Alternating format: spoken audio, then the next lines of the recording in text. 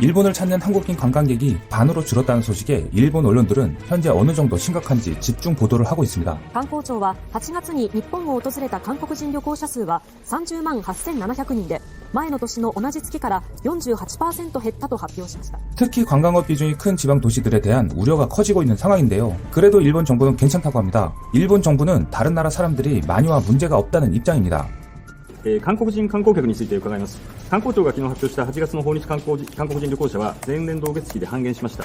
日韓関係の悪化が数字にも反映された形ですが、この受け止めと今後の見通しについて教えてください。本年4月の韓国からの訪日者数は大幅な減となりましたが、一方で中国は対前年比 16%、欧米や東南アジアは対前年比 13%、この大幅な増となっております。本年1月から8月までの総数で見ても対前年 3.9% の増であります。引き続き外国語による看板やアナウンスの充実など外国人観光客にとって魅力あるコンテンツをしっかり行っています。 일본의 관방장관인 스가 요시히데 장관은 한국인 관광객이 줄은 만큼 중국인 관광객은 전년 대비 16% 늘었고 유럽과 동남아시아도 13% 늘어나는 등 큰 폭으로 증가했다고 발표했습니다. 하지만 일본과 가까운 대만이나 홍콩의 경우 2번 이상 왔던 재방문객이 많아 성장세를 더 기대하기 어렵다는 것이 업계의 분석입니다. とかはかなり日本の方に来られることが多いんで、今ほとんど来られてないですね。個人のお客様は300人から400人ぐらいになるのかなっていうふうには思います。100人以下っていうことも多分全然あると思うんですけど、月で300から下だと600落ちてるって考えて、やっぱりすごい痛手ですね。個人のお客様で5名でご予約いただいてたんですけど、ちょっとお電話がありまして、キャンセルっていうことで、詳しくはお聞きしてないんですけども、やっぱりちょっと日韓関係の部分とかも影響してるのかなとは少し思います。 韓国人旅行者の大幅な減少が影響して訪日接客全体も 2.2% 減の252万100人となり去年9月以来11ヶ月ぶりのマイナスとなりました。 일본이 한국에 수출 무역 규제라는 훅 같은 잽을 날렸는데 한국은 연일 일본에게 카운터를 날리고 있습니다. 하지만 한국, 일본 양쪽 국민들의 반응과 대처는 조금 다른 게 아닌가 하는 생각이 드는 보도가 일본에서 잇따르고 있습니다.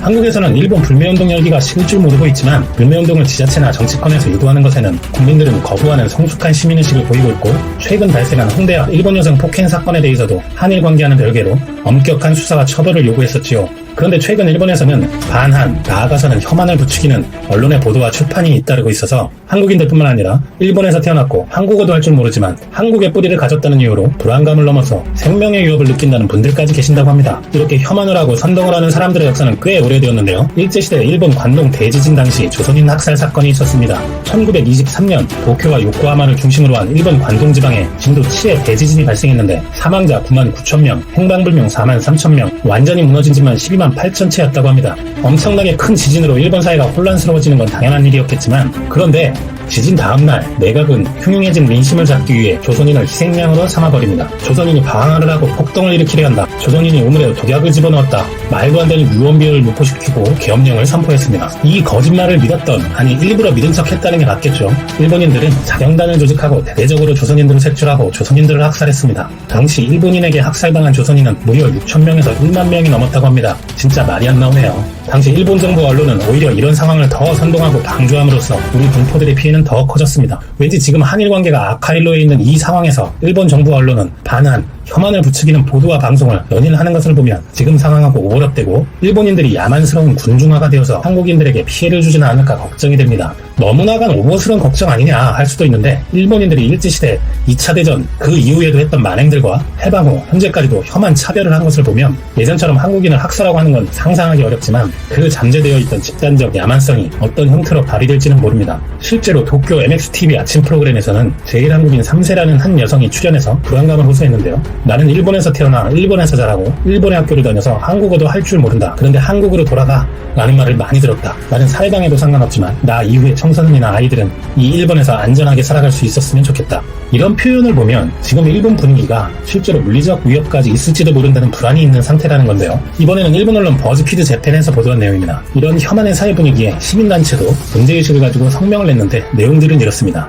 한 제1분포 3세는 친정 부모님에게 김이라고 적혀있는 문패를 내리라고 연락을 했다. 슬픈 결정이었지만 어쩔 수 없었다. 연일 미디어가 한국을 반일이라고 야유하는 보도를 반복하고 있어서 결혼해서 출발했지만 친정이 너무 걱정된다. 어떤 분은 병원에서 한국 이름이 불리울 때 한국인인 게 들킬까봐 피했다. 한국인인 게 들키면 어쩔까 해서 집 밖에 나가는 것이 무섭다 라고 하는 사람들도 있다고 합니다. 심지어 제1한국인 중에는 살해될지도 모른다고 두려움을 품는 사람마저 있다고 합니다. 얼마 전에는 제1한국 대사관에 한국인은 꺼져라며 총을 가지고 한국인을 노리고 있다고 협박문과 함께 총을 한 발 발사했던 사건도 있었다네요. 현재 일본에 사는 외국인은 280만 명, 한국인은 48만 명, 한국에 뿌리가 있는 사람은 100만 명이 넘을 것이라는데요. 이성적인 국가라면 이런 현상을 앞장서서 비판해야 하지만 시민사회나 언론들이 오히려 선동하는 역할을 하고 있다고 시민단체들은 얘기하고 있습니다. 혐한 관련 서적들이 연일 베스트셀러에 오르는 참 희한한 나라인 건 알고 있지만 정부나 언론에서 이를 부추기는 분위기는 자정되어야 할 것이고 우리는 저런 미개한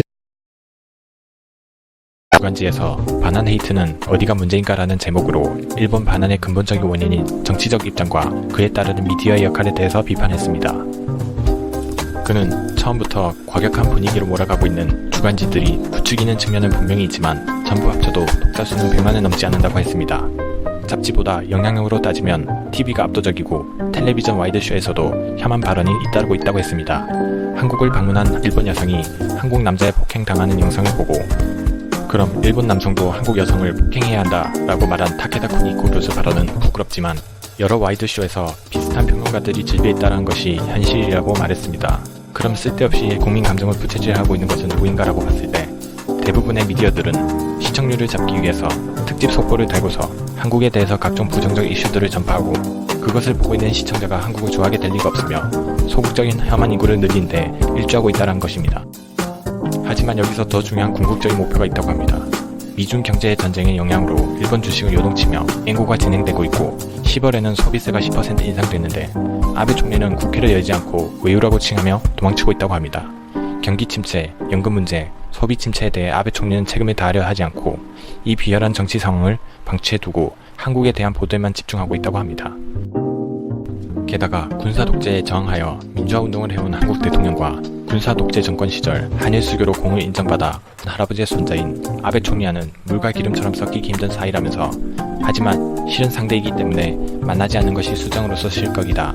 징용공 문제가 촉발된 이번 한일 분쟁은 수장끼리 논의하지 않으면 해결되지 않는다. 그것을 뒷받침한 것이 미디어의 역할이고 편향된 보도를 하면 안 된 것이다. 라고 결론을 내렸습니다. 간단히 말해서 일본이 놓여있는 어려운 상황을 감추고자 국민의 시선을 한국으로 돌리고 미디어를 통한 가장 허위 보도가 이루어지고 있다고 양심적인 일본 기자가 비판하고 있습니다. 자, 그럼 이에 대한 일본 반응을 볼까요? 일본의 반한 감정을 부추기고 증폭시키고 있는 것은 정작 한국이고 오래전부터 반일운동을 한 것은 또한 한국이다.